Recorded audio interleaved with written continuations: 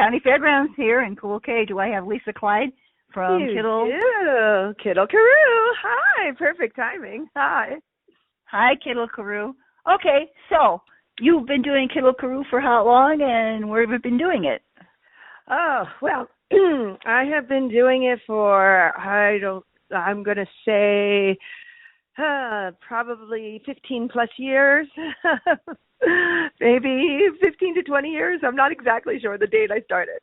But I have been doing it all over, not just at county fairs, but at schools, libraries, festivals, private events, country clubs, malls. I mean, any place, you name it, that needs a family event, I've been there.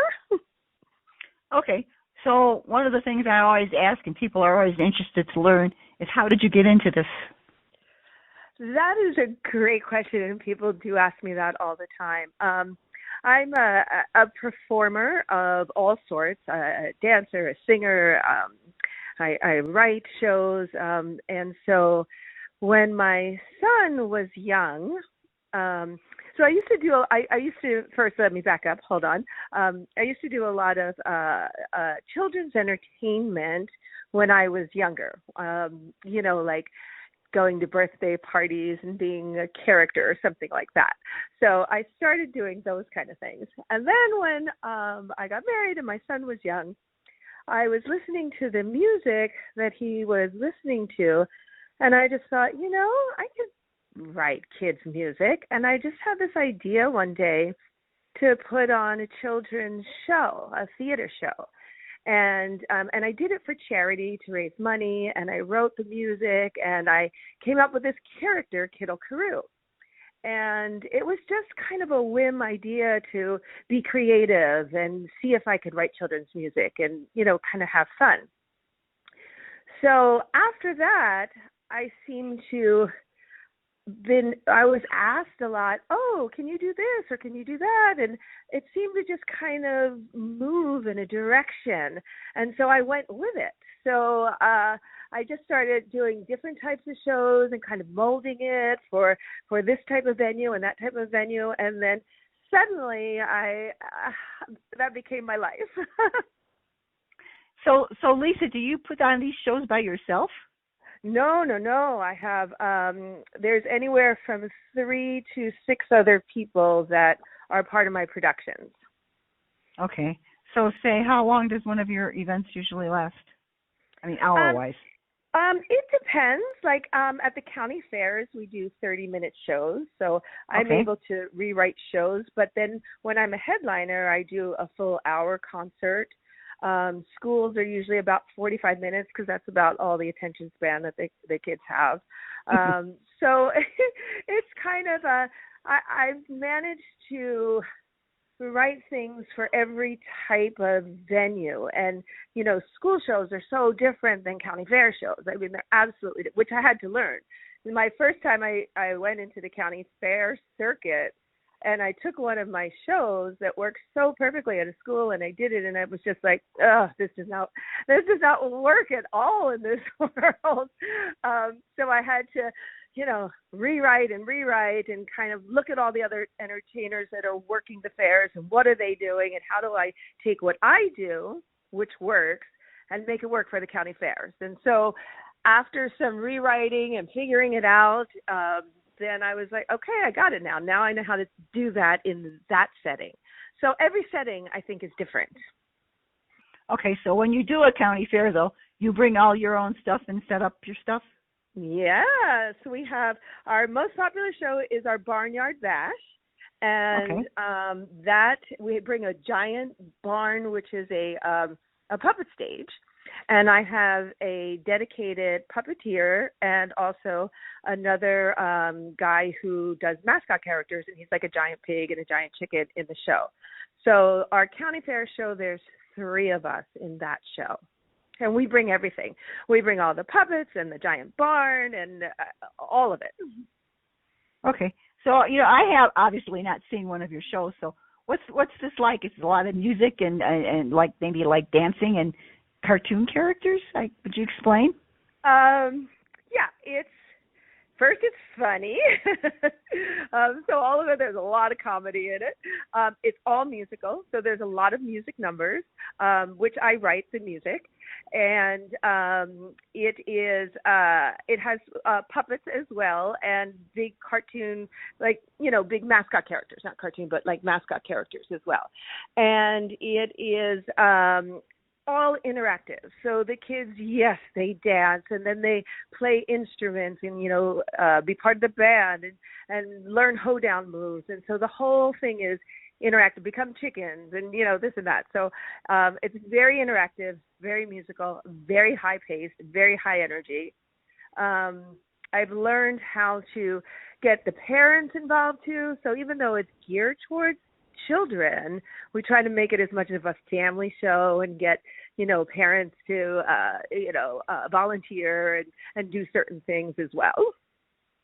Okay. So where do your characters come from? Do you make these? Well, I design them, I create them, and then I have so many places that I hire to actually fabricate them for me. So I design all the characters, and then I go to varying places all over to make my puppets or to make my mascot characters. So I have people in Peru, I have people in Turkey, I have people in all over that make things for me. So do you remember what the first big show was that you did and where? Well, I would say the first really big one after I did the initial charity show. So the first really big one was for the Levitt Pavilion. So the Levitt Pavilion is they have several of them across the country, and they do concerts, summer concert series. They have a summer concert series, and many of them have a family day as well. And that was probably the first biggest show where there were thousands of people in the audience watching. So that was probably the first time that I got to, headline and actually be the main event. Okay. All right, Lisa, I have to ask this question because I have a lot of people that listen to me and have for years, and there's people that are new that are starting to get into these entertainment things. Have you had any bad experiences that made you regret doing this? No. First of all, they always take the good with the bad, and not everything is smooth sailing. And there's lots of bad experiences that you just learn from. You try to just learn from, and then I don't regret one thing. I look at the things that didn't work or the bad experiences or whatever might have gone wrong. And believe me, so many things have gone wrong. Sound doesn't work. This doesn't work. Something happens. Anything can possibly go wrong. So you're going to get bad experiences. However, you learn from them. You figure out how to not let that happen again, or try not to let that happen again. You try to get on top of things the next time if you can help. If it's something you can help, some things are totally out of your control. And then you just try to learn and then not let that affect you. And I have to say, I don't regret one thing. I love everything about what I do. Okay, I see on your website that you say virtual. You do virtual shows? Well, in the 2020, we went completely virtual.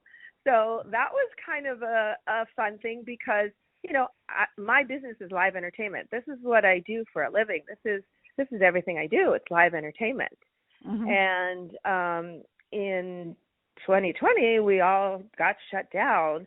And so I had to figure out, sink or swim. And I figured out how to put a green screen in my house and put a whole film studio, video studio in my house so that I could still work and still perform and offer people schools. I would do virtual entertainment or anything, I would make videos for people. I just found a way to keep working during that time. Yeah, okay. That explains that. Is there some place you'd like to perform that you haven't had the opportunity that you would really like to perform at? Is there a place? Is that what you said? a place or whatever. Yeah.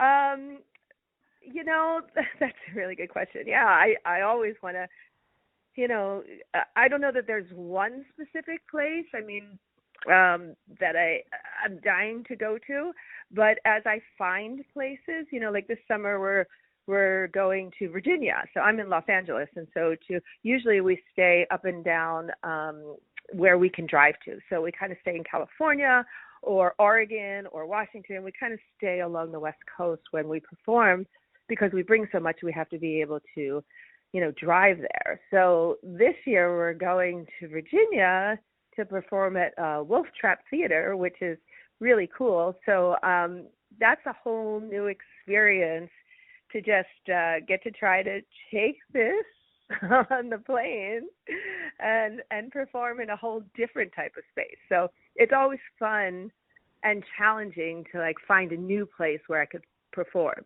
So I don't know if there's a specific place, but what I'd love to do is, now that I'm figuring out how to do what I do and take it on a plane, then I'd love to go international. I mean, that's kind of, for me, would be the ultimate if I could, take this and be in a different country.